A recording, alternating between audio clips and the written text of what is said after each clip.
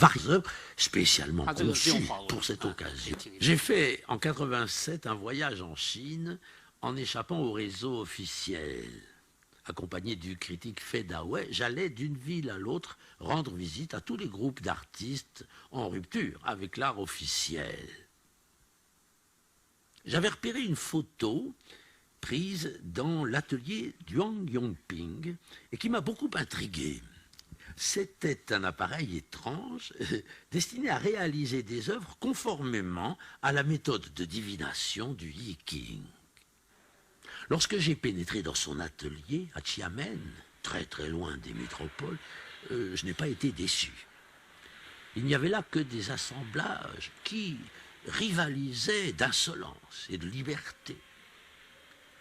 Wang Yongping me montra des vidéos d'actions réalisées avec ses copains du groupe Xiamen Dada, qui révélaient, à ma grande surprise, leur connaissance du mouvement artistique Dada.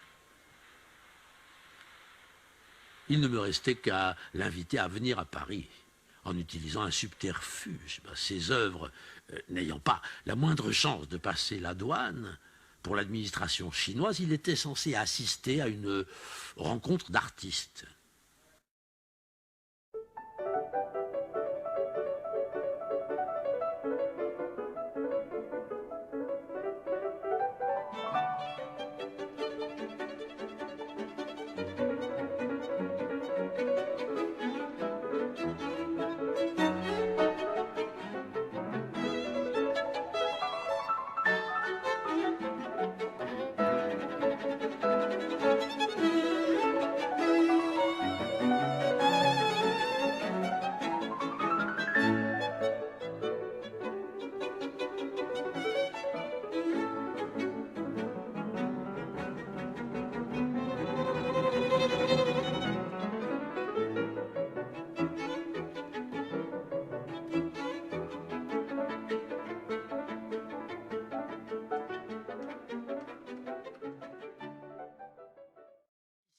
Magicien de la Terre s'ouvrait en juin 89, ce qui a coïncidé avec le déroulement prometteur, puis tragique, des manifestations de la place Tian'anmen.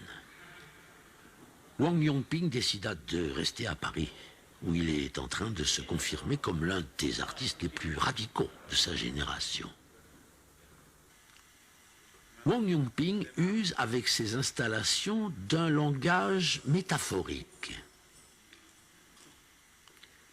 La grande cage est le pont d'harmonie, rappelant l'ondulation et les écailles du serpent. Les animaux en bronze appartiennent à une vieille tradition chinoise où la tortue est le symbole de l'immobilité, de la passivité et de la tranquillité, tandis que le serpent est le symbole du mouvement, de la vitalité, de l'activité. Dans la cage en forme de tortue, intitulée Théâtre du Monde, coexistent en plus ou moins bonne intelligence des lézards, des mygales, des serpents, des crapauds et des scorpions. Le spectacle, qui peut éventuellement devenir cruel, rappelle les jeux appréciés autrefois par les empereurs de Chine.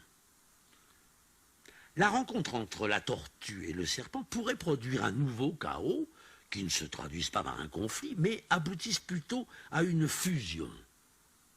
Dans la mythologie chinoise, l'image du serpent qui vient s'enrouler autour de la tortue représente l'harmonie et la fusion entre le yin et le yang, qui devient moteur de la création du monde.